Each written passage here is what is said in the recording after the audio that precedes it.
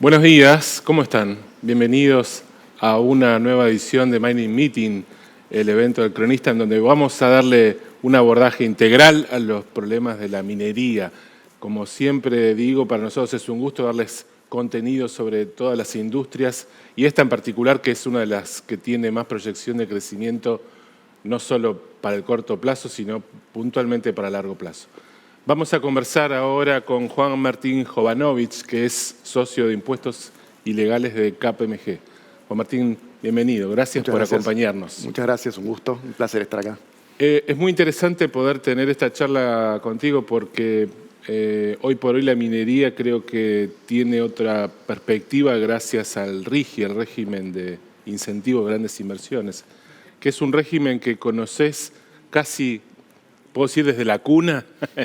Bueno, te tocó un poco también trabajar en ese desarrollo inicial cuando todavía faltaba para que se plasmara como ley. ¿Cómo fue ese origen, Juan Martín? Sí, bueno, nos convocó un grupo de trabajo Guillermo Ferraro.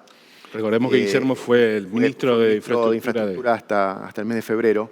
Él tenía en mente, él lo que creía era que se precisaba un régimen no solo de incentivos fiscales, sino de estabilidad, una estabilidad fuerte, para que inversiones mineras que no tenían, que hace rato estaban en los planes de muchas compañías, no volaban, no había forma de hacerlas viables, de vuelta, no solo por costo fiscal, sino también por estabilidad. Eso era lo que él tenía en mente. Y el mensaje de él fue, bueno, necesitamos un régimen que primero haga competitiva a Argentina, que haga atractiva a Argentina para poder atraer esos flujos de inversiones, y no solo de vuelta por costo fiscal, ¿sí? Hay un montón de otras normas que tienen que ver con marco regulatorio, tienen que ver con control de cambios, que den previsibilidad. O sea, lo más importante creo que era eso. Y él formó un grupo allá por julio del año pasado. Antes de las PASO, digamos. Sí. Y se comenzó a trabajar en este régimen.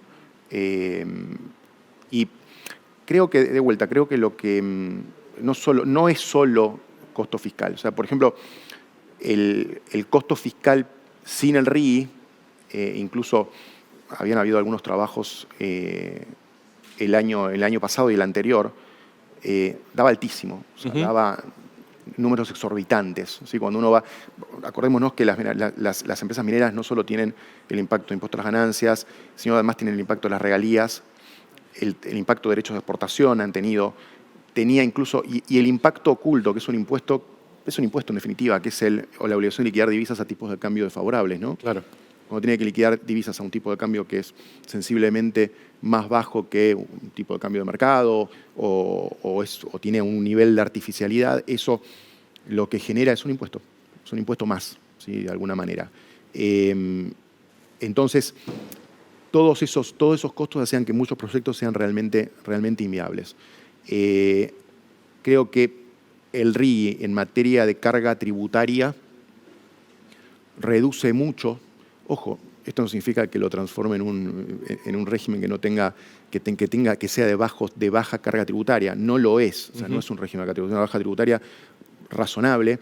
De hecho, si uno va, por ejemplo, a la tasa de impuesto general a impuesto a las ganancias corporativas de Estados Unidos, está en un 21%. En el RIGI está en 25%.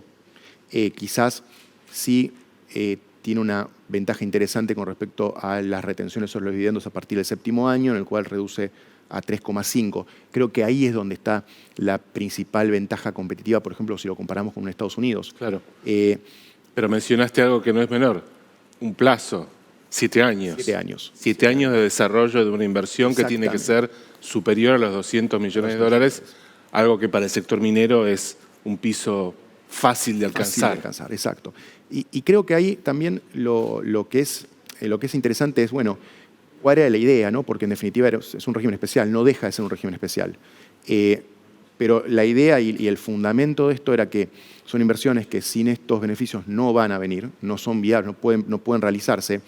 Y en definitiva el problema era que la macroeconomía no permitía en este momento otorgar esos incentivos tributarios o ese régimen tributario a todo el resto de las compañías. Como son inversiones que van a madurar en el largo plazo, de hecho hay un artículo específico dentro de un requisito específico de que las inversiones sean de larga maduración dentro del RIGI. Entonces la idea era que cuando estos proyectos estén maduros, si la economía lo permite, que este tipo de beneficios pudieran extenderse, estos u otros, o de incentivos al resto de la economía. O sea que, en definitiva, es un régimen especial, pero con una idea muy concreta que era de permitir permitir el desarrollo de estas inversiones, que de otro modo no había forma de que se Martín, produzcan. creo que mencionaste, a ver si entendí bien, el RIGI, recordemos que es un régimen, entre comillas, universal, o sea, está pensado para determinados sectores, pero no particularmente, no atiende, digamos, las particularidades de cada uno de ellos. En el caso de la minería, ¿crees que sería necesario adaptar algún otro tipo de marco regulatorio, además de lo que ya está establecido en el RIGI? A ver, yo personalmente creo que lo más importante para el desarrollo de las inversiones mineras es, como te decía, la estabilidad. Claro. Las reglas de juego claras. Obviamente pueden haber mejoras en el sistema regulatorio, sin duda. O sea, de hecho, hay un punto importante que tiene que ver con las regalías mineras. O sea, hoy está discutido jurisprudencialmente, te diría más para el lado más casi resuelto, pero no del todo, el tema de si están alcanzadas por las estabilidades fiscales. Las regalías. Si la estabilidad fiscal alcanza las regalías. Te diría que la jurisprudencia está más tendiente a decir que no está alcanzado, que sí, por no tener una naturaleza típicamente tributaria. Okay.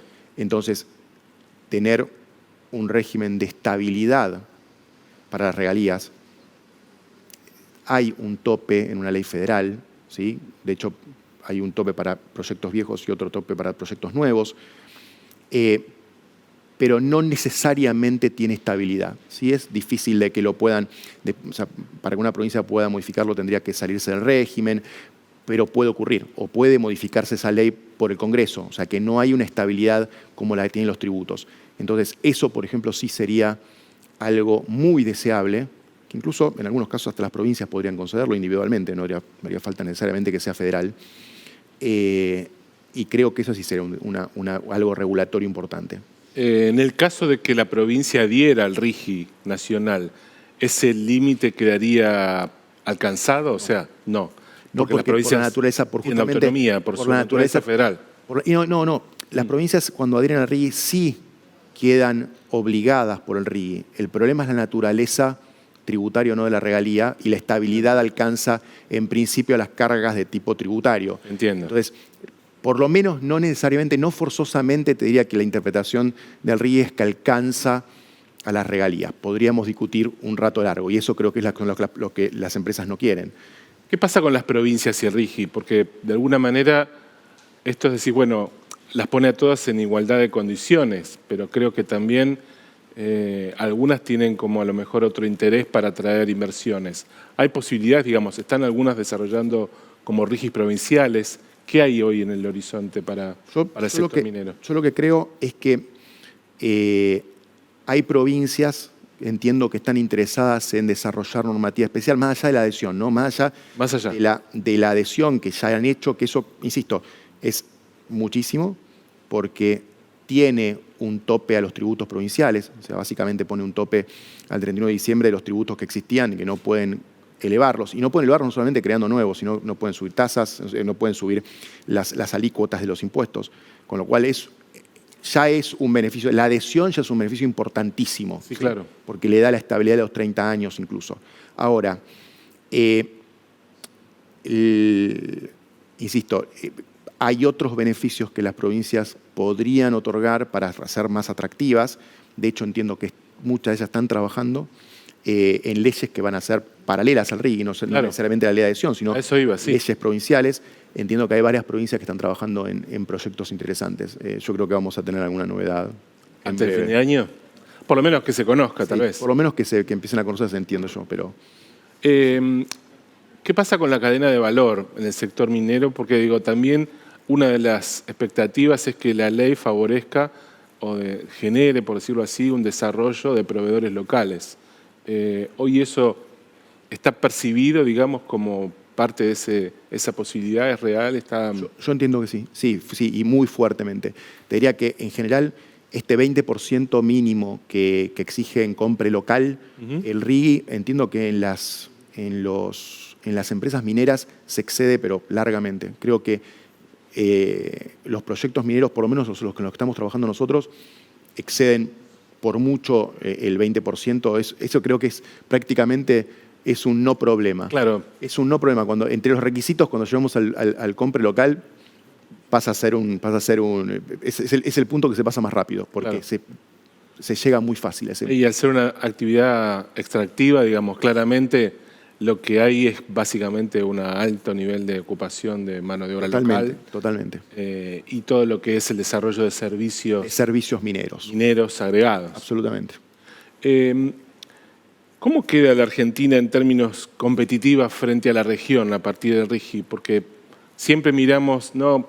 Usamos un poco la misma metáfora, tenemos la misma cordillera común, en Chile multiplican por 10 nuestra producción, exportaciones, y Argentina no. ¿Cómo nos pone esto frente a la región y frente también a otros países mineros como los de la zona andina, ¿no? A ver, yo lo voy a decir en la práctica porque numéricamente creo que es más difícil de determinarlo. Hay obviamente cálculos de impacto tributario global, pero el caso de Argentina es un poco más difícil porque, de vuelta, tenemos que considerar el impacto cambiario hoy. Claro. O sea, la liquidación de divisas, que es en el sector minero es importantísima porque es un sector exportador, tiene un impacto que hace bastante difícil de medir, ¿sí? El costo total tributario o cuasi tributario, llamémosle. Okay. Pero lo que estamos viendo en la práctica es un gran interés de muchas empresas mineras, lo cual nos indica, si querés, desde un punto de vista práctico más que matemático, que evidentemente Argentina es competitivo con respecto a eso, con respecto al resto de los países. Es mucho más fácil, si querés, de medir en tasas de impuestos a las ganancias. ¿No? Yo te digo la tasa de impuestos a las ganancias, una tasa consolidada de 28%, porque es 25 más 3,5 a partir del séptimo año, como el 3,5 es sobre los dividendos que ya tienen el impuesto, la tasa tributaria consolidada sería alrededor de 28. Es competitiva, es muy interesante. A ver, creo. Y de vuelta, me parece que en el rubro del sector minero, más allá de la competitividad o no del régimen, también es donde están los recursos, ¿no? Claro. Y de vuelta, tiene un impacto muy grande la regalía, entonces va a depender de las regalías, los fideicomisos, o sea, hay varios costos que hacen que sea un poco difícil, si querés, calcular el costo tributario total de un proyecto. Pero yo creo, por lo que estamos viendo en el mercado, es que sí se transformó en un mercado competitivo y atractivo. E insisto, voy a repetir esto. Bueno, no quiero, fue la pregunta, si querés, o lo que más recibimos nosotros de las empresas cuando tenemos reuniones, y es la estabilidad. Y esta estabilidad, que si querés tuvo un mal trago en la ley de inversiones mineras, que tenía 30 años de estabilidad y sin embargo terminaron sujetas a derechos de exportación, al régimen cambiario. Y es el gran sello que tiene Argentina, ¿no? Digamos, ustedes ya han hecho leyes de estabilidad que no funcionaron. Digo, ¿por qué esta vez sí? Exacto. Bueno, es esa pregunta. La pregunta es, esta vez sí, ¿por qué? Es la pregunta que más nos han hecho. Y es interesante porque mi primera respuesta sería aprendimos. ¿Qué pasó? La Corte Suprema, en general, cuando no atendió o no protegió a las empresas que habían accionado contra estas medidas, en realidad fue muchas veces por cuestiones procesales, por ejemplo, que la vía no era la vía apropiada, un amparo, por ejemplo. Ahora, hubieron muchos casos que ocurrió eso. Creo que en el RIGI lo que se trabajó mucho fue en crear procedimientos para hacer efectiva la estabilidad, o sea, que estén en la propia ley. Detalles bastante peculiares, como por ejemplo, ¿cuál fue el problema de derecho de exportación? El problema de derecho de exportación es que yo no puedo exportar si no pago los derechos antes. Claro. Entonces, se incluyó en la propia ley un artículo que dice que el exportador tiene derecho a autoliquidarse los derechos independientemente de que el sistema no lo permita. que Claro. tiene que tenerlo. Entonces, ¿por qué esto? Bueno, justamente para darle el derecho a que pueda decidir no pagar el tributo y después litigarlo. Detalles, por ejemplo, en materia cambiaria, que tiene que haber, que puede hacerse, que puede ante una violación o una vulneración del régimen cambiario, la estabilidad cambiaria, que pueda la empresa presentar un reclamo con respecto a la estabilidad, y hasta que no esté resuelto en última instancia por los tribunales judiciales no se le puede iniciar un sumario penal cambiario. Tiene como un La efecto empresa, suspensivo. es que eso es uno de los principales problemas. Yo, empresa, me dicen, el Banco Central, si no cumplís esa norma, te va a iniciar una causa penal cambiaria. Sí. Y la verdad es que como director, como presidente, como... Es paralizante. Lo pienso 1000 veces. Eso es bueno, esto tiene un procedimiento específico. O sea que creo que estos son detalles que hacen que esta estabilidad sea, si querés la palabra, superadora de las estabilidades anteriores, con otro tipo de protecciones y con procedimientos. Me parece que es diferente. Bueno, Juan Martín, gracias por tu participación. Esperemos, como decís vos, que esta vez las cosas se den distintas, porque ya prometimos estabilidad y Argentina esperemos que aprenda a cumplirla. Esperemos que sí, yo creo que sí. Yo creo que tengo mucha expectativa. Esperemos que sí. Bueno, aquí terminamos nuestra primera exposición, pero quédense porque ya hay más Mining Meeting.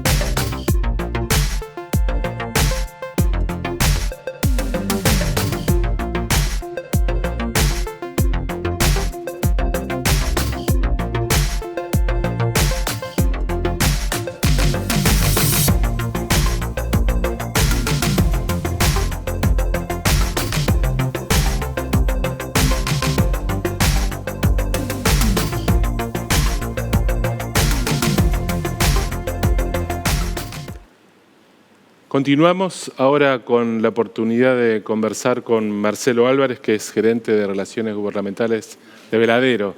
Marcelo, un gusto estar conectado contigo. Muchas gracias, Hernán, un placer enorme. Perdón que no pude estar personalmente. Lo sé, bueno, son tiempos complejos, esta época del año, los vuelos van y vienen, así que me imagino que en tu agenda, que además es muy movediza, y lo conozco porque me has dado fe en otros encuentros de eso, sé que debes haber hecho todos los intentos, pero bueno, será en otra ocasión. Así que gracias igual por sumarte, aunque sea vía Zoom. Y bueno, un poco también el interés nuestro es que podamos conversar un poco sobre lo que ha sido Veladero en estos años que ya cumple 20 años de explotación. Es un hito, ¿no es cierto?, para el desarrollo de la minería.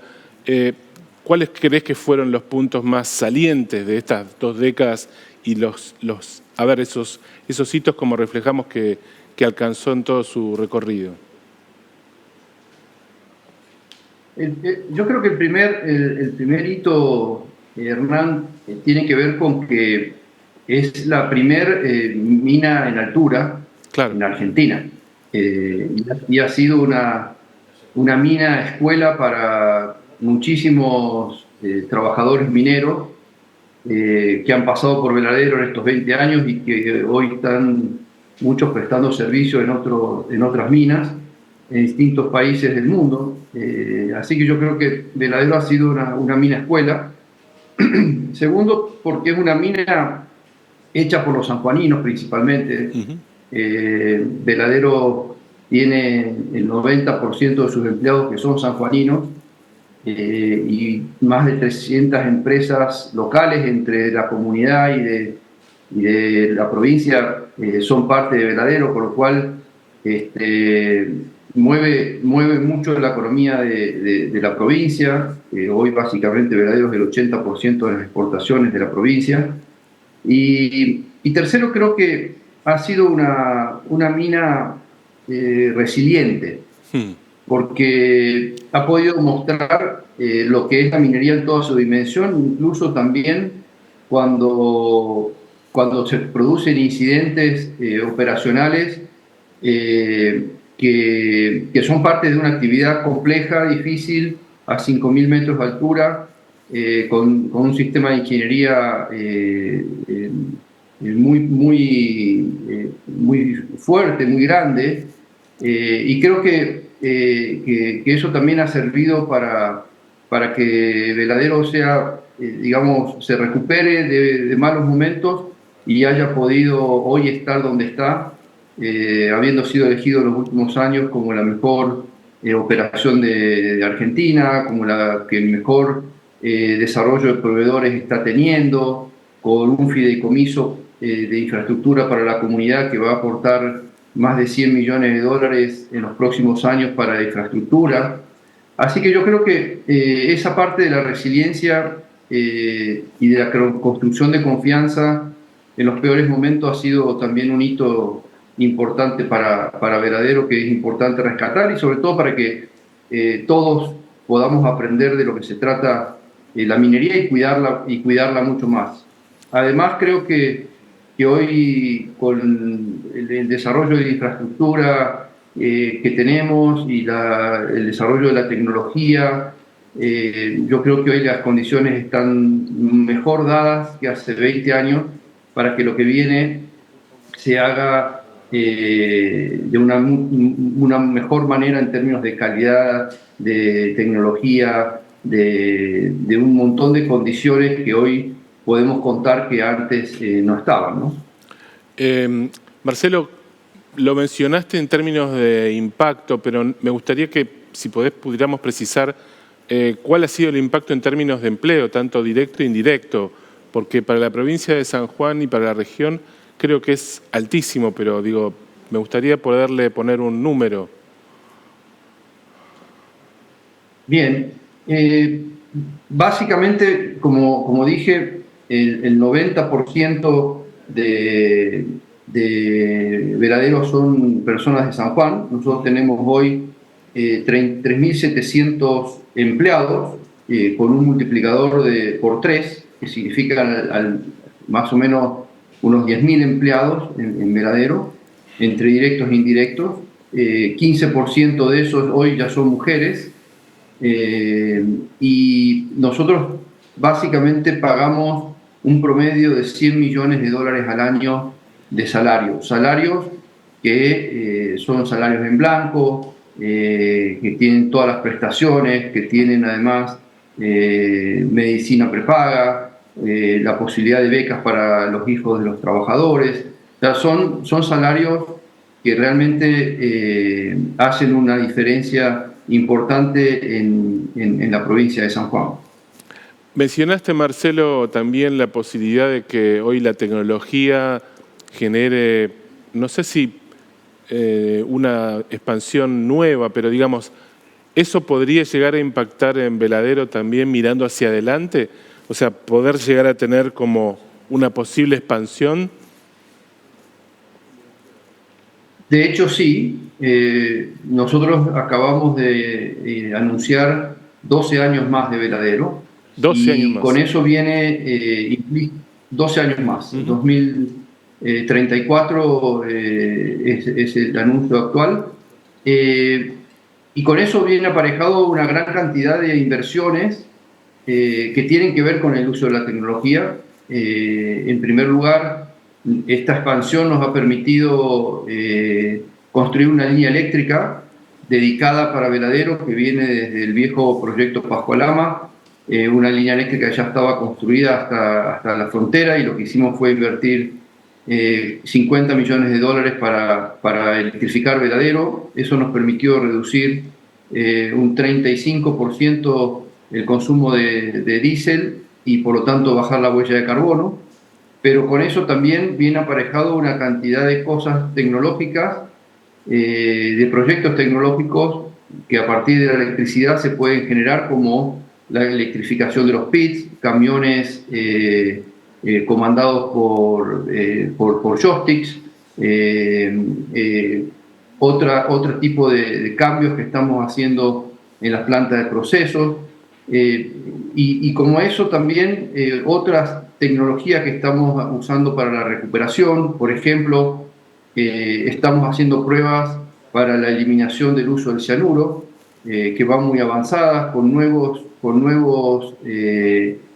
productos químicos que no son tan tóxicos, con lo cual vamos también generando mejores perspectivas desde el tema ambiental. Así que yo creo que sí, Hernán, hay unas grandes posibilidades. Por ejemplo, estamos estudiando alternativas para el manejo del mercurio, que hoy lo exportamos. Acabamos de exportar 20 toneladas de mercurio a Suiza para que sean dispuestos finalmente. Hoy hay tecnologías nuevas que se puede tratar en sitio y de esa manera eliminarlo sin tener que generar toda una logística de exportación con los riesgos que eso genera. Así que definitivamente creo que sí, Hernán, lo que viene con el uso de la tecnología es una minería mucho más limpia, una minería mucho más segura, tanto para el medio ambiente como para los trabajadores, porque hoy hay que hablar de eso también, es cómo ha mejorado la calidad de trabajo y de vida de los trabajadores producto de la tecnología. Mejores EPPs, mejores camiones, más cómodos, con menos filtraciones de polvo, y una gran cantidad de cosas que permite que los trabajadores además trabajen en mejores condiciones, ¿no? Hoy creo que por todo lo que nos estás comentando te iba a hacer una pregunta referida a eso, pero me parece que tus respuestas ya se adelantaron. Hoy no se puede entender la minería sin pensarla de manera sustentable, ¿verdad? Y creo que la inversión y la tecnología está apuntando a garantizar esas condiciones a corto y a mediano plazo. Definitivamente. Hoy no existe la posibilidad de hacer una minería que no sea sustentable, sostenible y responsable.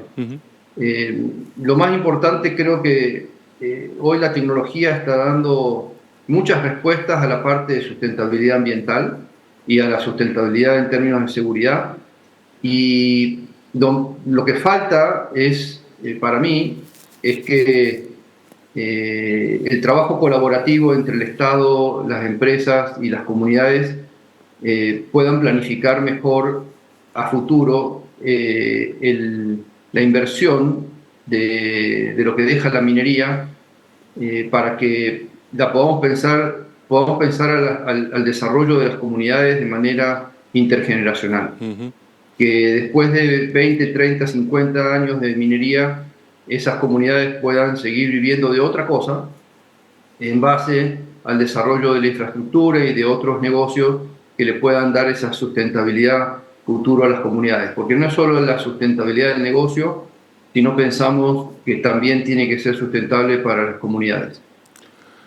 Marcelo, ¿hay posibilidades de que este desarrollo, esta nueva etapa de Veladero, pueda encuadrarse bajo las condiciones del RIGI, el régimen de incentivo para las grandes inversiones? Sí, la nueva etapa, y estamos trabajando para eso, porque la expansión de Veladero requiere una inversión bastante mayor a los 200 millones de dólares.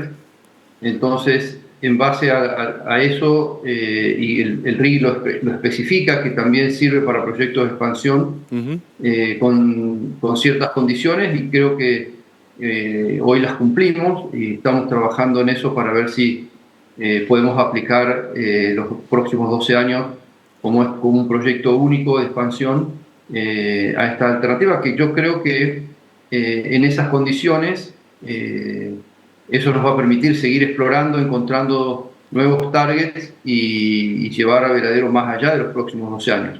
Hoy venimos hace 4 años invirtiendo mucha plata, alrededor de $20 millones al año en exploración, y hemos encontrado algunos targets prospectivos que si seguimos invirtiendo de la misma manera, a lo mejor podemos extender mucho más allá de 12 años.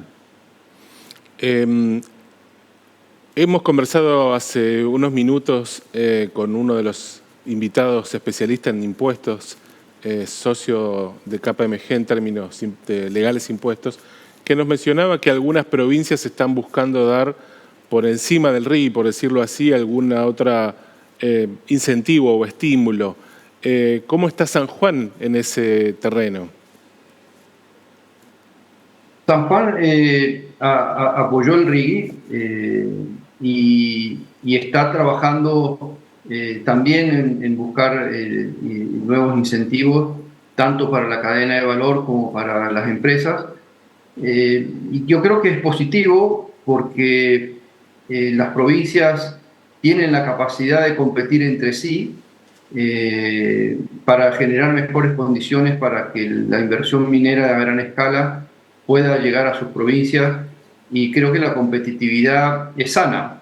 Por ejemplo, si uno ve en los estándares internacionales, en las encuestas internacionales, en Australia hay algunas provincias en específico que son los mejores destinos para invertir en minería. No todo el país. Lo mismo pasa en Canadá. Entonces, distinto es Chile, Perú, que son países unitarios, pero en el caso de los países como Canadá, Australia, que son federales, las provincias tienen la capacidad de generar esas condiciones que le puedan dar una ventaja competitiva sobre otras provincias y sobre otros países. Así que yo celebro que las provincias estén pensando en eso, porque les va a generar más y mejores negocios. Recién hablaban ustedes sobre la cadena de valor, y el dato es muy importante, Hernán. Yo te dije recién que Veladero tiene 300 empresas sanjuaninas, 295 en realidad, 92, y nosotros gastamos al año en proveedores locales alrededor de $400 millones. Entonces, cuando vengan otros proyectos, uno más, por ejemplo, hoy no va a haber capacidad de toda la industria local para proveer a 2 proyectos del tamaño de Veladero. Entonces, más allá, yo siempre les digo, más allá de cerrarnos, hay que ver cómo nos abrimos de manera organizada, estructurada, con buenas sinergias, porque los negocios se van a duplicar o triplicar. Entonces, en términos de lo que va a significar para la cadena de valor, estamos hablando de que si hoy nosotros gastamos $400 millones, con José María o los Azules en producción, estaríamos gastando en la provincia más de $2.000 millones en proveedores. Con lo cual, hay que prepararse para eso. Tienen que estar preparados los bancos para poder apoyar a la cadena de valor local, para que haya inversión, para que puedan generar inversión a baja tasa, para que sean ellos competitivos. O sea, hay una gran cantidad de cosas para hacer para que esto realmente sea de un impacto muy positivo en el desarrollo económico. Marcelo, qué lindo va a ser poder tener que resolver ese tipo de problemas, ¿no? Digamos, que el problema sea, en todo caso, cómo darle estabilidad al crecimiento, y no como nos ha pasado a lo largo de las últimas décadas, que la Argentina siempre está como tratando de tener la caída, o ver en todo caso cómo hacer para no tropezar. Así que es buena esa perspectiva. Te agradezco como siempre por acompañarnos y por ser tan claro con tu explicación y con lo que puede ser este futuro que tiene por delante Veladero. Así que gracias una vez más por estar junto al cronista. Gracias a ustedes, Hernán, siempre por el apoyo a la industria, al desarrollo del país, y cuenten con Veladero para seguir contándole a los argentinos cómo fue el desarrollo de estos 20 años, porque creo que hay mucho para aprender y mucho para aportar también a esto que estamos hablando de discutir lo positivo que podemos lograr en esta nueva etapa para la Argentina. Así lo haremos. Gracias, Marcelo. Un abrazo muy grande. Así fue nuestra charla con Marcelo Álvarez, gerente de Relaciones Gubernamentales de Veladero. En un minuto continuamos. Quédense ahí.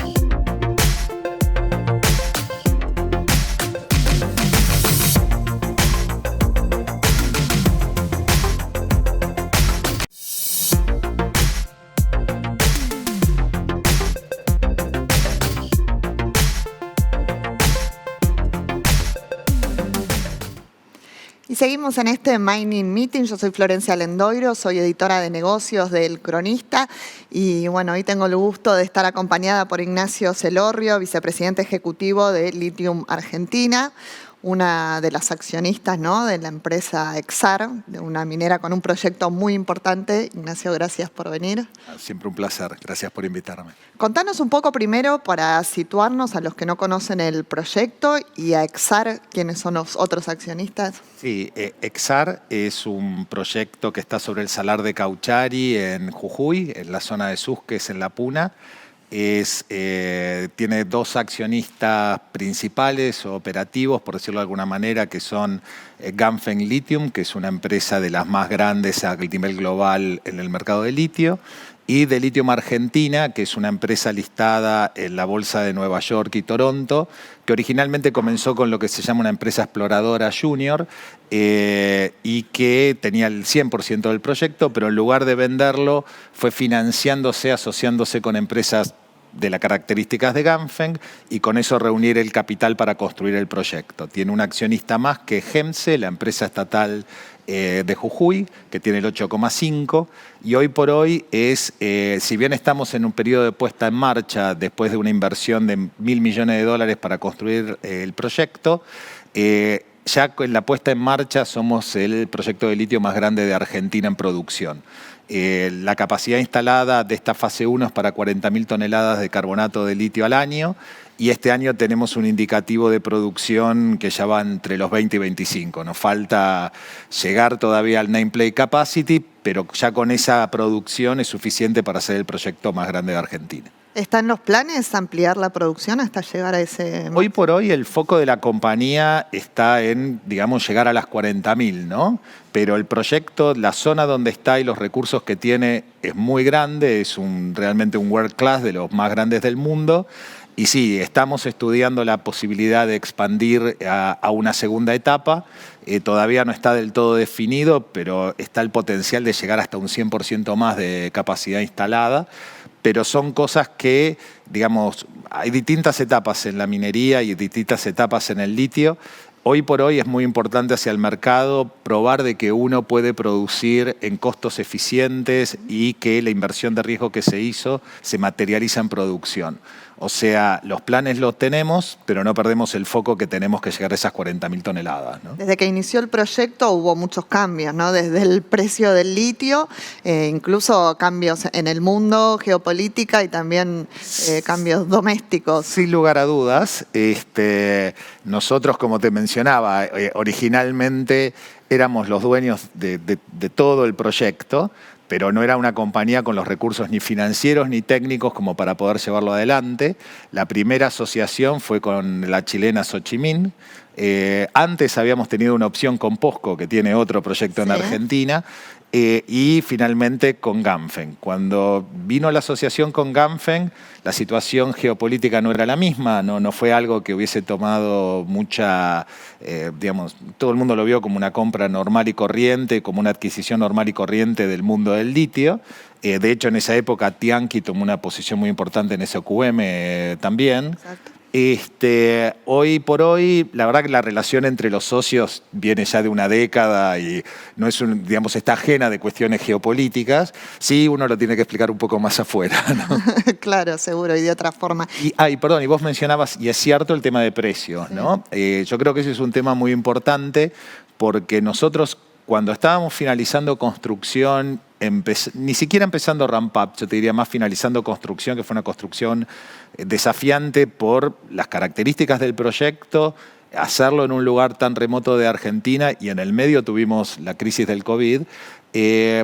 Cuando el precio subió irrisoriamente alto, por decirlo de alguna manera, había una gran expectativa de que se mantuviera así. Nosotros no lo creíamos, pero tampoco pensábamos que la caída iba a ser tan abrupta. De todas maneras, creo que sirvió como una toma de conciencia de los desafíos antemano. $10 la tonelada de carbonato de litio no es un precio ideal, tampoco es un precio trágico históricamente, si la compañía sabe enfocarse correctamente en los costos operativos. ¿Tuvieron que achicar costos, o sea, cambiar alguna variable por los precios? No. Lo que tuvimos es que renegociar muchos contratos.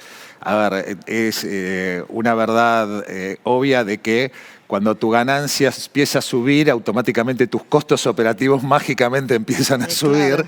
Y la verdad que teníamos un poco ese problema, ¿no? En los costos operativos, los reactivos son una parte importante y uno los compra. Hay un montón de cosas que, digamos, son que no produce localmente y que tiene que manejar los mercados. Y eso tuvimos que renegociar muchos contratos en ese sentido y al mismo tiempo tener no vino mal en buena medida para explicar a la compañía la necesidad de tener una disciplina, que la minería puede ser a largo plazo, los proyectos son a largo plazo, pero nosotros en el fondo nos manejamos con precios internacionales, por más que el litio no sea un commodity, y al no poder manejar esa variable, nosotros tenemos que saber manejar los costos operativos. Claro. A la vez, al haber sido uno de los primeros proyectos que entró en producción en la Argentina, ¿eso les da una espalda o están mejor parados que a lo mejor proyectos que todavía no se iniciaron? Sin duda. A ver, ahí no tanto por el hecho de ser de los primeros operativos en Argentina, porque ha habido producción de litio en Argentina por más de 30 años, pero sí haber saltado hoy por hoy a estos precios y con la bajada de muchas de las acciones de empresas que tenían proyecto de litio, que también habían subido muy rápido, empujado por ese precio, hizo de que hay momentos críticos en el desarrollo de un proyecto minero. Uno de ellos es cuando vos llegás a una exploración a un nivel tan avanzado que tenés una factibilidad que tenés que levantar la plata o conseguir el financiamiento para construir. Cuando muchas compañías de litio en este momento que no iniciaron construcción, ahora tienen un desafío muy grande tratando de mostrar de que el proyecto es viable con el riesgo de construcción. A nosotros ese riesgo no lo tuvimos porque ya habíamos terminado la construcción. Claro. Entonces eso sí fue muy afortunado para nosotros. Nuestro proyecto creo que tenía características también muy robustas que aún en un mercado más complicado hubiese salido adelante. Pero también ese es otro tema que muy bueno para Argentina. Cuanto más proyectos hay, aquellos que no son financieramente tan sencillos como por ejemplo podría haber sido el nuestro, empiezan a ser atractivos también para la inversión. Entonces eso hace que sus economics son más complejos y cuando cambia la percepción de mercado también les cuesta más, ¿no? Seguro. En cuanto a la infraestructura, estás hablando, ¿no?, del contexto que tiene que tener un proyecto para desarrollarse. ¿Cómo está hoy la infraestructura? ¿Ustedes tuvieron algún cuello de botella? ¿Qué estamos esperando? Mira, es una excelente pregunta. Lo que hace, la minería está acostumbrada a armar la infraestructura alrededor de sus proyectos por la característica de que generalmente están en lugares muy aislados. Sí. Ahora, por el otro lado, cuanto más infraestructura común tenés o cuando más desarrollo tenés, que aún las mismas empresas podrían juntarse para hacerla, porque no es entre comillas, un servicio público que expandís, porque no tenés tanta población, pero sí tenés en litio, tenés muchos proyectos que están cerca uno de los otros, claro, y pueden tener cierto aprovechamiento común de infraestructura, va a hacer que estos proyectos sean más rentables y que puedan financiarse también. Para Minera Exar, nosotros podíamos construir nuestra propia infraestructura, hicimos un gasoducto de 50 kilómetros privado, un acueducto de 50 kilómetros privados, una línea privada de una tensión de 13.2 de 50 kilómetros, pero la realidad es que hubiese preferido toda la vida tener infraestructura más robusta, compartida, ¿no? Y que con operadores, que en lugar de ser una línea privada tengas un operador especializado. Esas son cuestiones que después terminan impactando.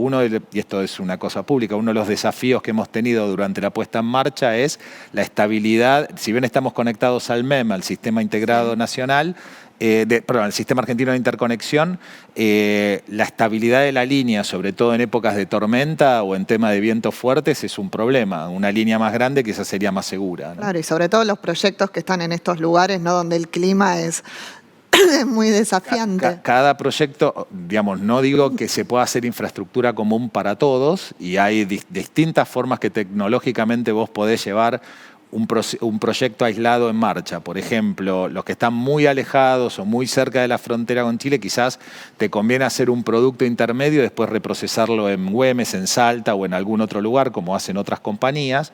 Pero también hay otros que sí están todos bastante juntos. De hecho, hay proyectos de líneas eléctricas y de gasoductos para ir por esa zona, pero habría que haber más comunicación, tanto de potenciales proveedores y de empresas, para hacer algo más estable. Porque es muy lindo decir tengo lo mío, pero suele no ser del nivel. Vos no podrías pagar una línea de 132 o 500 o lo que sea. Entonces, para tu solo proyecto. Entonces, yo creo que es uno de los grandes desafíos de la industria hacia adelante, ¿no? De tratar de trabajar más en conjunto. ¿Qué otros desafíos ves para la industria en general? Yo te diría que ese es uno de los principales. El segundo es, yo te diría que más que la industria es un desafío más de tipo nacional, de entender de que esta es una carrera de largo plazo. Argentina tiene en litio por lo menos, cobre creo que está en otra etapa. El litio, por lo menos, Argentina ya ha pasado algunas etapas importantes, como la de descubrimiento de proyectos, como la de tener compañías sólidas desarrollándolos. Creo que hace falta un sinceramiento de cómo yo empiezo a tomar mayor y mayor posición de mercado con productos que sean necesarios para ir a cátodos y que, digamos, que ese costo sea cada vez más eficiente. O sea, tener una fuerza negociadora más grande tanto por precio como por costos, hacia el exterior por precios, interiormente por costos, que eso va a hacer que la industria se vaya sofisticando cada vez más. Y el otro, te diría... Perdón, vos hablas de competitividad, pero además de que el país sea un impulsor y un vendedor del litio argentino. Yo no creo que necesita ser el país en sí, pero sí el país entender que la posibilidad y la, digamos, hasta te diría, la manera de poder jugar globalmente un papel predominante en la electromovilidad va a ir, para Argentina claramente va a ser mostrar de que es un productor confiable de carbonato de litio de calidad. Yo creo que todas las otras variables que van a la electromovilidad, hay muchísimos desafíos como para llegar mínimamente a ser acercarse a la mesa. En cambio, en carbonato de litio, con todas las inversiones que hubo en las últimas décadas, con toda el expertise que estamos tomando, cada vez vamos a ser más y más fuertes, cada vez más y más confiables. Y yo creo que, esto lo hemos charlado alguna vez, Australia produce 600.000 toneladas, Chile 300.000, nosotros a duras penas llegamos a las 60.000 por ahora. 3, 4 años quizás somos una parte mucho más cercana en ese grupo de 3, en ese grupito. Y al mismo tiempo yo también creo que con eso se van a sofisticar los medios financieros y los medios de infraestructura y los medios de avance tecnológico. En litio es muy, muy desafiante desde el punto de vista de técnica, ¿no? De química. Y yo creo que Argentina cada vez va a ir subiendo más en esos 3 factores, con lo cual va a haber una industria más diversificada. Y ahí sí, cuando eso se dé, que probablemente sean, si Dios quiere, 3, 4 años, ir viendo las distintas etapas que van. Yo creo que hay plantas refinadoras en el futuro que se podrían hacer en lugares que además no son típicamente mineros y que pueden dar un valor y un agregado competitivo, y de ahí ir subiendo la escala para cada vez ir extendiéndose en el mundo de la electromovilidad, que además se maneja por sus propios tiempos, ¿no? Una de las razones de la bajada de precio es que hay muchas gigafactories en Europa que sufren problemas de rentabilidad, ¿no? Y que, o sea, no es que la electromovilidad es un camino recto, sino que va a tener sus aristas también. Pero Argentina en este sector, en este punto, cuanto más concentre en donde tiene sus ventajas competitivas, más beneficio va a tener el país. ¿Qué estás viendo para los próximos años? En el último año se produjeron muchos cambios, ¿no? En la Argentina, nuevos regímenes que benefician en un contexto de inversiones. ¿Ves que este marco va a permanecer durante algunos años y eso es conveniente para las empresas? A ver, yo creo que primero la industria, al ser de largo plazo, tiene que adaptarse un poco a lo que viene. Yo creo que las nuevas inversiones que entren bajo el RIGI tienen un marco de seguridad realmente importante. Y creo que, como mencionaban en un panel hace poco, el RIGI está redactado de una manera como de aprender de pasadas experiencias, y que, digamos, hay un entendimiento de que si el marco es respetado, nuevos proyectos de inversión importantes en Argentina van a venir y van a andar bien. Nosotros que estamos en la fase 1 de Minera Exar, de Exar Litio, está bajo la ley de inversiones mineras. A mí me gustaría que Argentina demuestre de que la ley de inversiones minera también es respetada. Creo que va a ser una señal muy grande para aquellos que ya han invertido y para aquellos que, cuando las normas no fueron respetadas, hicieron mucho más difícil poder volver a invertir a Argentina muchos directorios, porque tuvieron que explicar a sus accionistas qué pasó. Claro. Entonces, cuanto más ese mensaje se ratifique y no se circunscriba a un régimen que es bárbaro, pero particularizado, mejor va a ser esta nueva imagen que Argentina va a traer al mundo. Y la verdad que ahí volvemos a lo mismo que te mencionaba de ser productor confiable, ser un receptor de inversión confiable. Cuanto más se mantenga en el tiempo, mejor va a ser, ¿no? Y Argentina tiene sus desafíos en ese sentido. Seguro, esperemos que tenga buenos resultados. Sí, por supuesto. Ignacio, muchas gracias por estar con nosotros. Gracias. Y nosotros seguimos en este Mining Meeting. Todos conocemos a alguien que vale oro, o ese amigo medio plomo pero que es de hierro. Gente brillante como la plata, con la energía que guarda el litio o la nobleza del cobre.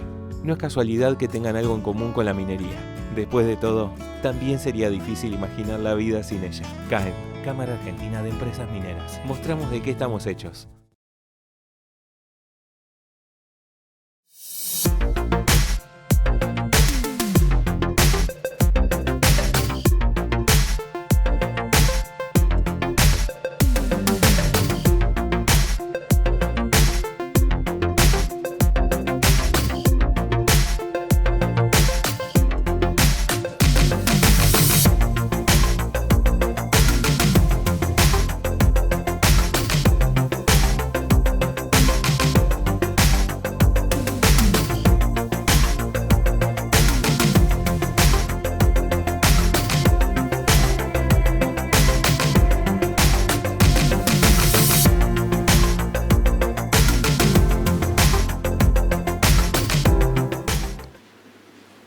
Y seguimos con más de este Mining Meeting. Mi nombre es Florencia Pula, soy editora general del Cronista.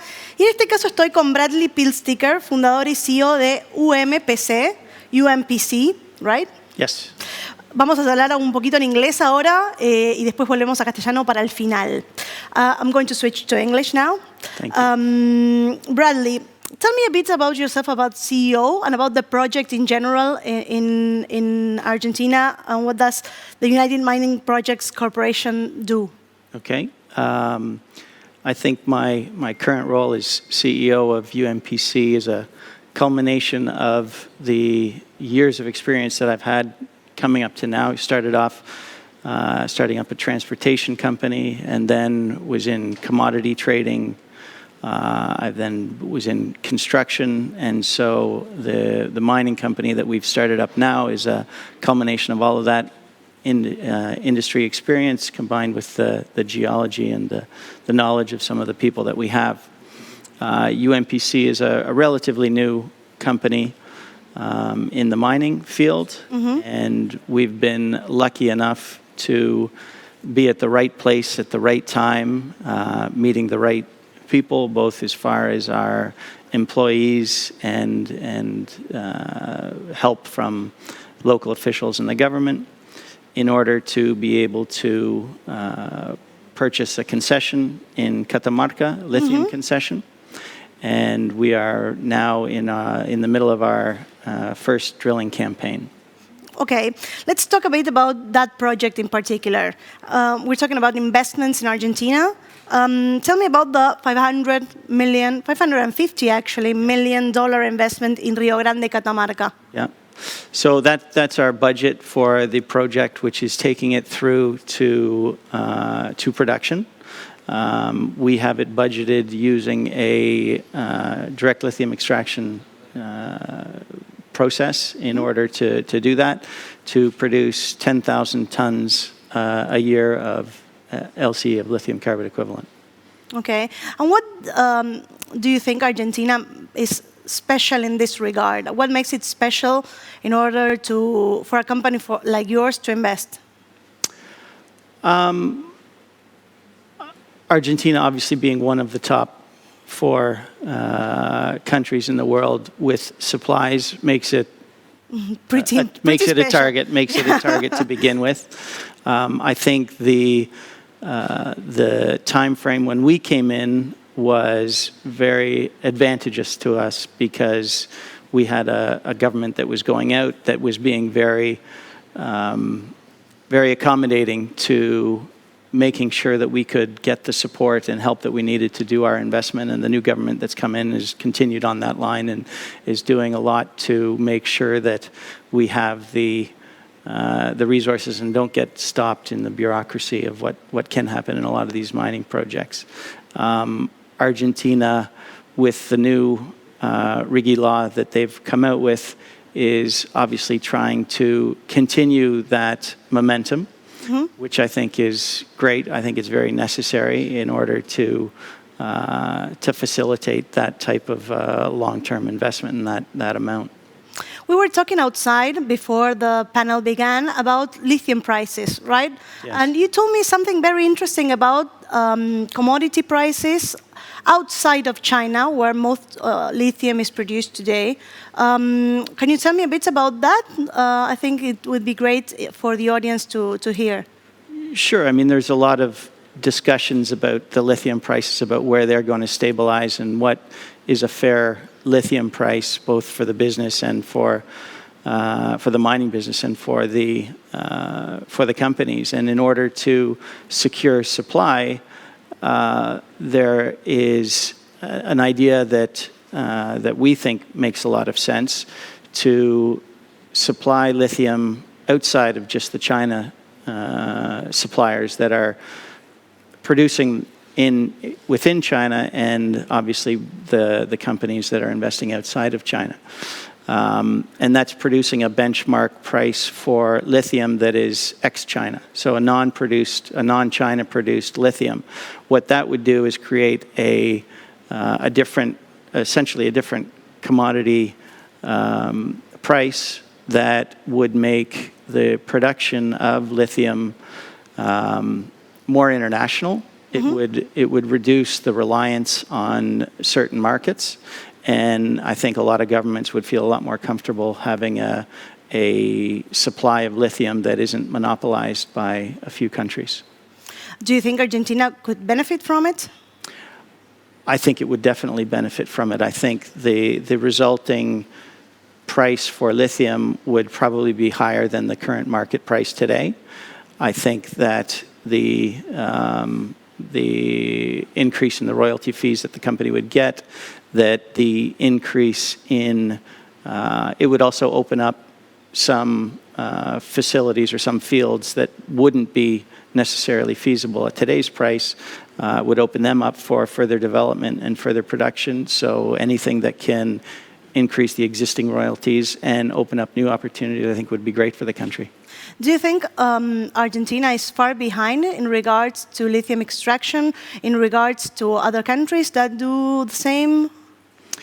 I think that the good thing about Argentina getting into, or sort of starting to really take advantage of the reserves that it has now, is that there has been in the last 5 years a lot of investment in new technologies to make lithium mining, and especially brine mining, both more efficient as well as more environmentally friendly. So because it doesn't have a lot of legacy projects that would need to switch over, things like that, I think it's at the right time. I think it's coming into its stride at the right time with the new technologies that are coming out, almost on a monthly basis. Let's talk a bit about technology and the environment, okay? What kind of methods of extraction do you usually use in UMPC? And yeah, I hear they're really innovative, right? Well, there's three main types of lithium extraction processes that are being looked at right now. The ones that we're looking at more are the ion exchange and absorption. And it's just different ways of, once the brine is out of the ground, different ways of separating the lithium and purifying the lithium from the brine. To do that in a more feasible way that would also allow mining companies to re-inject the water back into the water basin. So trying to make it a full cycle process that touches as little of the environment as possible. Do you think mining companies in general have grown into matters like taking more care of the environment, of the communities that are around the projects? What do you see in terms of developing that kind of familiarity with communities, with the environment? I think in the last 15 to 20 years, the mining industry has changed remarkably.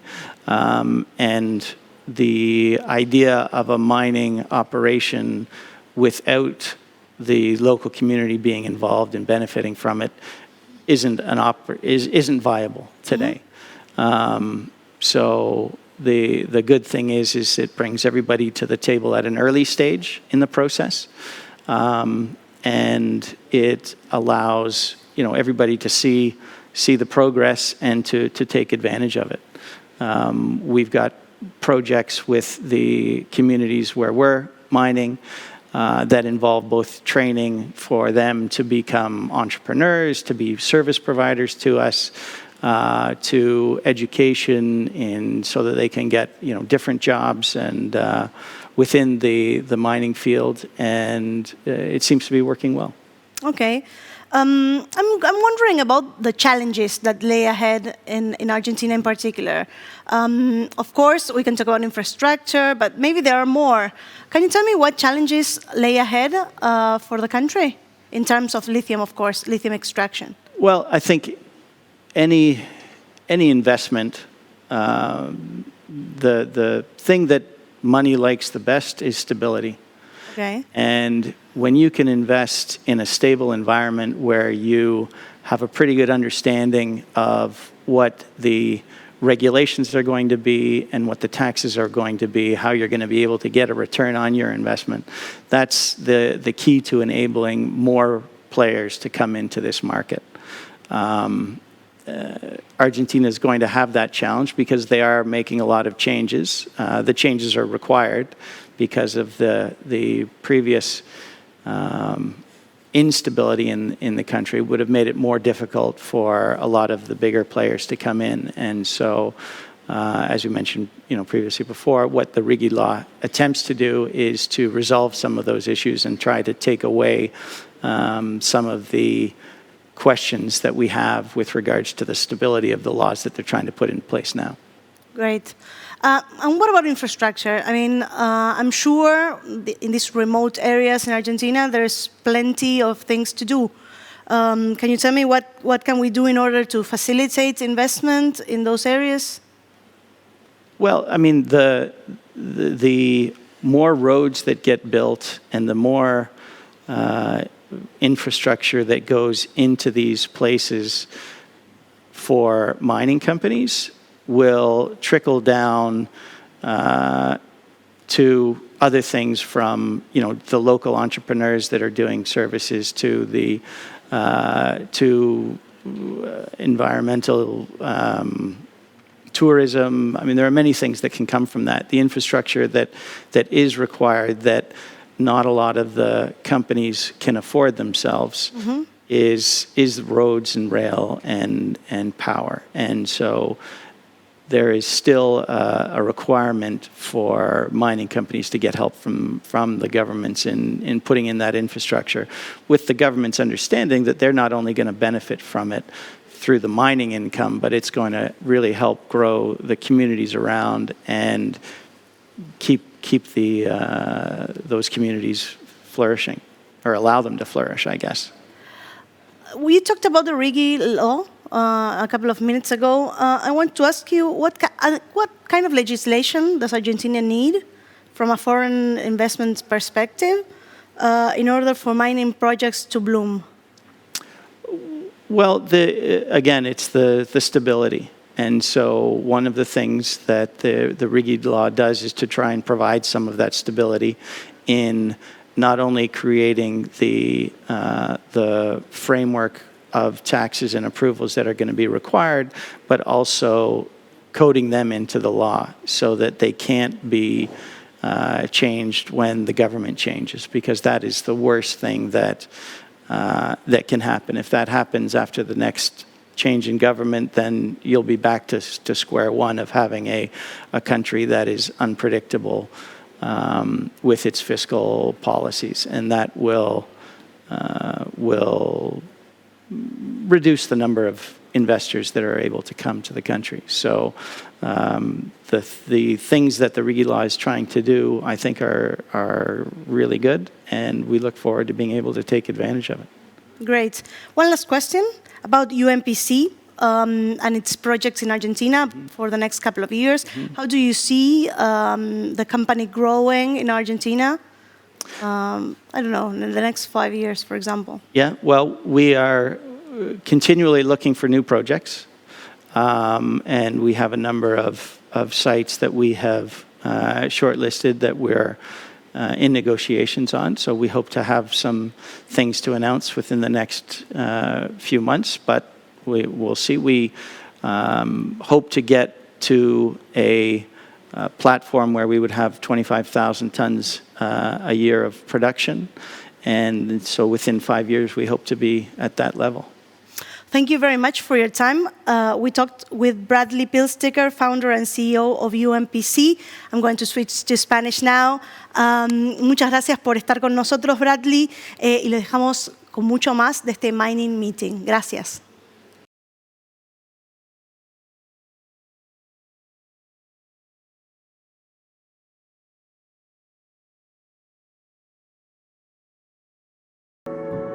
En San Juan la minería es trabajo local de calidad que fortalece el talento y suma cada vez más jóvenes y mujeres.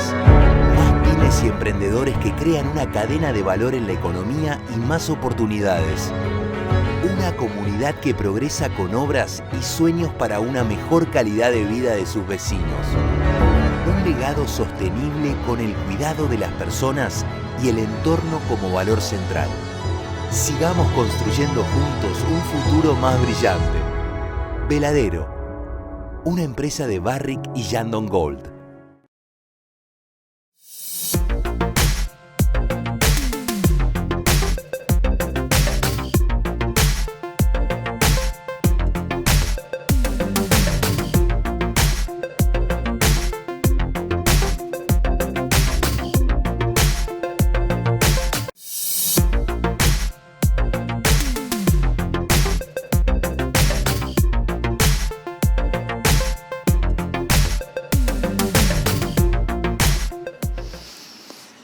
Seguimos en este Mining Meeting. Nos acompaña ahora Alejandra Cardona, directora ejecutiva de CAEM. Alejandra, gracias por estar con nosotros. Gracias por la invitación.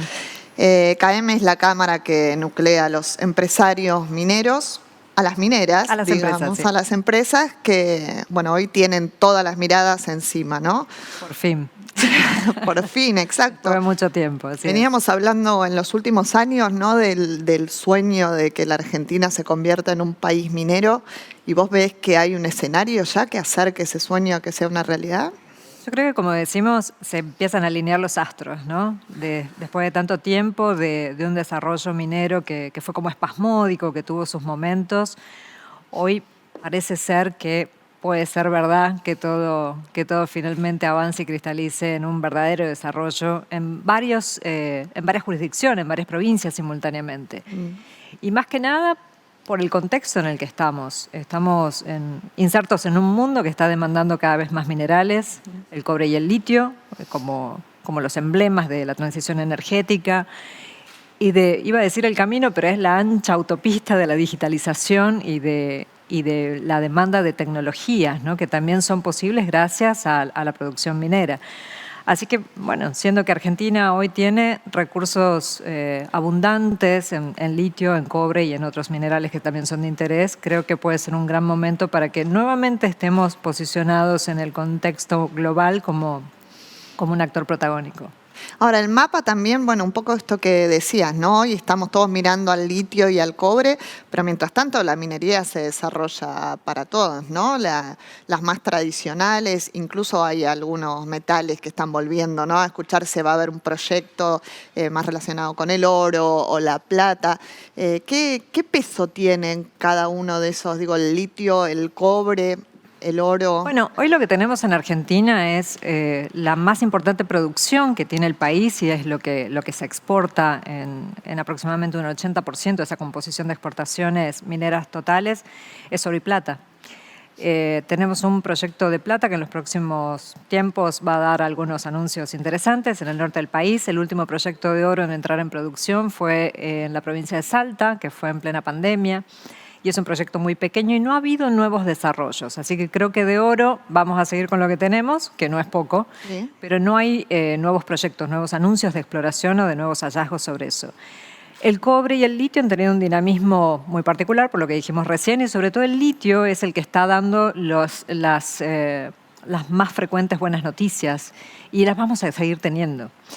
Y luego tenemos una producción que está extendida en todo el territorio nacional, que es de minerales industriales, que son cales, piedras, en fin, materiales que se destinan a fabricación de cemento, para construcción o para desarrollo de infraestructura, que eso está un poco detenido, está ralentizado por la situación que todos conocemos. No ha habido avances en obras de infraestructura, salvo en algunas provincias más que en otras, pero digo, a nivel nacional ha sido una decisión no avanzar sobre eso. Pero lo tenemos, y también tenemos otros minerales interesantes, como la tradicional producción boratera en el norte, y algunos otros que empiezan a captar atención, uranio, por ejemplo. Vamos a tener novedades, potasio, no sé, son muchísimos. La verdad que es un sector muy heterogéneo también, pero bueno, que ofrece esta diversidad y la posibilidad de hacer como zoom y enfocar en esas distintas realidades. Claro, haciendo zoom en el litio, hay 4 proyectos, ¿no? O 4 empresas que producen en este momento, pero 30 proyectos. ¿Qué es lo que están viendo ustedes en la Cámara de la recepción que tienen de los empresarios? ¿Esto va a salir rápido? ¿Va a haber que esperar para que todos estos proyectos se desarrollen en el contexto actual, no? Y cada proyecto tiene su propio tiempo de maduración, ¿no? Hoy tenemos una ventanita de oportunidad para aquellos que están en condiciones avanzar o que ya cuenta con alguna factibilidad. El marco que genera el RIGI en ese sentido es propicio para que esto ocurra y de hecho ha habido un par de anuncios recientes sobre 2 proyectos de litio que van a entrar dentro de este régimen. Pero seguramente vamos a ver más, vamos a ver cristalizar varios de esos proyectos, esos avances, pero a mí me gusta manejarme con un poco más de cautela, ¿no? Porque por ahí son muchos los proyectos que están en la exploración y no necesariamente todos van a avanzar hacia una etapa productiva. Pero sí creo que el litio nos va a dar esas buenas noticias en los próximos años y vamos a seguir teniendo un incremento de producción bastante significativo. Después hay todo un mundo del cobre, ¿no? Donde los volúmenes de inversiones son inmensos. Son otros, los tiempos también son Así otros. es. El tamaño de las compañías son otros. ¿Ahí qué perspectiva tenés? Y ahí también, bueno, la expectativa es muy grande. Tenemos varios proyectos de cobre en las provincias de Salta, repartidos entre Salta, Catamarca y una fuerte concentración en San Juan, que son proyectos grandes, como bien decías, en volumen de inversión pueden prácticamente cuatriplicar lo que conlleva uno de litio. Claro. Y también los tiempos de construcción de esos proyectos son bastante más amplios, ¿no? La construcción de un proyecto de cobre toma 4 o 5 años promedio. Entonces, pensar en que hoy podemos tener un anuncio de una definición de avanzar hacia la construcción de un proyecto de cobre significa que recién en 4 o 5 años vamos a ver algo de producción. Pero no tenemos que soslayar eso porque también la fase de construcción o de desarrollo o el avance en la exploración de los proyectos supone un dinamismo en las economías regionales de las provincias. Y en este caso en particular lo que vemos es la demanda de proveedores locales, la demanda de mano de obra, que en Argentina es muy calificada y que se necesita obviamente que se prepare más en temas mineros para que el sector se pueda desarrollar, así que también ahí hay una fuerte apuesta en capacitaciones. La infraestructura necesaria para que estos proyectos se desarrollen. A mí me gusta mucho observar los mapas, ¿no? Y últimamente se ha vuelto casi una obsesión y ver los mapas de desarrollo de la Argentina en materia de producción hace que uno pueda entender claramente por qué toda esta región que hoy capta la atención con la minería, que está en la zona cordillerana, que es difícil de acceder, que tiene un clima también complejo y que no ha tenido un desarrollo de infraestructura, porque tampoco hay tanta población en ese lugar. Entonces explica también un poco por qué esta mirada hoy hace que podamos valorar diferente eso. Esto es una grandísima oportunidad para las provincias y vuelvo a decir, estamos todos muy expectantes con que esto de verdad ocurra y que esta vez sea posible. Seguro. Tocaste ahí un tema que es muy discutido también en la minería y desde fuera de la minería, que tiene que ver con el impacto que tiene, ¿no? La industria en las comunidades, en el medio ambiente. ¿Cómo trabajan con las empresas en ese sentido para dejar de escuchar, ¿no?, algunos fantasmas que hay con respecto a esto, al daño que puede haber o a la ayuda que se le hace a las comunidades también cerca de donde hay proyectos? Yo creo que los fantasmas van a seguir estando y la industria está haciendo un gran trabajo en ese sentido y ha hecho una evolución que hoy es palpable y que es significativa. Hoy hablamos de minería y entendemos que la única manera de hacerlo es en clave de sustentabilidad. Y eso supone no solo cumplir con los mandatos que establece la ley, ¿no?, del cuidado del ambiente, sino con la profunda convicción de que no hay otra forma posible de hacerlo. Sería antieconómico hacerlo de una manera que no cuide el medio ambiente. Y también respecto del impacto social, ¿no? El poder generar condiciones de acceso al trabajo y de mejora de la calidad de vida en lugares donde no hay posibilidad de desarrollar otro tipo de industria, la verdad que es un desafío muy, muy grande. Hoy la industria se concibe como una minería responsable y sustentable.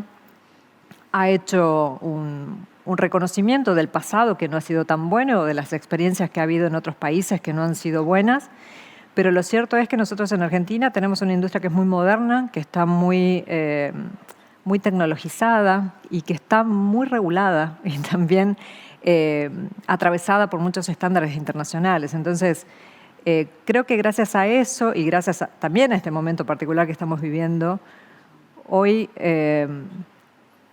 podemos avanzar a un desarrollo que nos permita desarrollar esta industria en coexistencia con otras actividades productivas y que de verdad tengamos un desarrollo que beneficie al país. Claro, porque a la vez es lo que decías, ¿no? La industria está muy observada, ahora más que nunca, pensando en el potencial que puede tener en el impacto en el país. Quería preguntarte sobre regulaciones, sobre el marco jurídico que hay, incluso con las últimas novedades, el RIGI que atrae inversiones, muchas extranjeras. ¿Cómo ves que está en este momento? Y también las empresas que dicen, ¿no? que falta un poquito más, estamos bien, esperamos a ver cómo se consolida. Sí, yo creo que, todos estos cambios que se han venido dando obviamente son bienvenidos. No solo el RIGI, no solo el reivindicar la ley de inversiones mineras como un marco normativo que ha sido muy bueno y que ha permitido el desarrollo que conocemos en los últimos 30 años, sino también otros cambios que se han dado y que son relevantes. El hecho de, por ejemplo, contar ahora con una agenda que tiene que ver con el mercado de capitales, con el poder financiar dentro del país el desarrollo de algunos proyectos o de ofrecer herramientas financieras también para los proveedores. Eso genera confianza y yo creo que en el fondo es eso, ¿no? Nosotros tenemos que hacer un rescate y una reconstrucción de esa confianza para poder desarrollar no solo minería, sino muchos otros sectores que requieren de inversión. Minería particularmente porque es muy sensible a estos cambios políticos, económicos, sociales también. Y Argentina en eso tiene muchas ventajas, ¿no? Más allá de las coyunturas, una industria que se piensa a largo plazo, también mira cuál es el escenario. Y nosotros tenemos un país que no está participando de ningún conflicto bélico, no tenés problemas de seguridad interna, no tenés conflictividad social digamos, con zonas calientes como puede haber en otros países de la región. Es decir, si uno se compara quizás con lo que ocurre con nuestros países vecinos. Sobre todo la minería que está en países muy conflictivos, ¿no? Sí, ¿no? Y además que en Latinoamérica el tema de la minería ilegal también es un gran tema de agenda y nosotros no lo tenemos. Entonces, creo que en ese sentido, más allá de la regulación, es poder sostener el cumplimiento de esa normativa en el tiempo para poder volver a dar señales de solidez y de confianza que se necesitan para estos desarrollos. Hay algunas empresas que miran la Argentina, pero que podrían instalarse en otros lugares, porque es verdad, nosotros tenemos recursos, pero recursos hay también en otras partes del mundo. ¿Hoy ves que la Argentina es competitiva como para que alguna empresa extranjera venga a invertir o los proyectos se desarrollen pensando en que van a tener una ganancia? Sí, yo creo que por lo que acabo de decir, y de hecho en conversaciones recientes que tuve con algunos referentes interesantes de algunas organizaciones del exterior, Argentina presenta todas estas ventajas. Entonces, cuando se analizan los escenarios, dicen, bueno, definitivamente es aquí, definitivamente es este lugar que tenemos que ver y es aquí donde podemos llevar adelante este camino, este crecimiento con las menores dificultades posibles. Así que parece ser que todo indica que es ahora. Hay que aprovecharlo. Hay que aprovecharlo. Solamente eso. Alejandra, te pido para cerrar algún número, danos, para que todos los que nos están mirando piensen, puedan dimensionar un poco de qué se trata esta industria y qué potencial tiene. Bueno, nosotros cerramos el año 2023 informando $4.000 millones de exportaciones mineras. Nosotros tenemos una proyección para los próximos años, para el 2032 exactamente, que triplique esa cifra. Y creemos que ese es un desarrollo más que considerable y muy posible, porque además es un escenario muy conservador, ¿no? Si quisiéramos ponernos un poco más, más entusiastas, creo que ese número podría crecer bastante más. También el dinamismo que presentan ciertas regiones con el desarrollo minero, donde el NOA obviamente predomina, tiene muchos proyectos en desarrollo en estadios avanzados y creo que podemos ver en los próximos años un volumen de inversión cercano a los $30.000 millones, que es una cifra más que significativa para un sector tan pequeño como viene siendo hasta ahora y con tantas posibilidades por delante. Eso traducido implica economías regionales, desarrollo de proveedores, prácticamente duplicar la cantidad de empleo que hoy tenemos, que podremos llegar casi a los 200.000 empleados directos e indirectos. La participación de la mujer y otras diversidades en la industria también viene con cifras crecientes y muy alentadoras.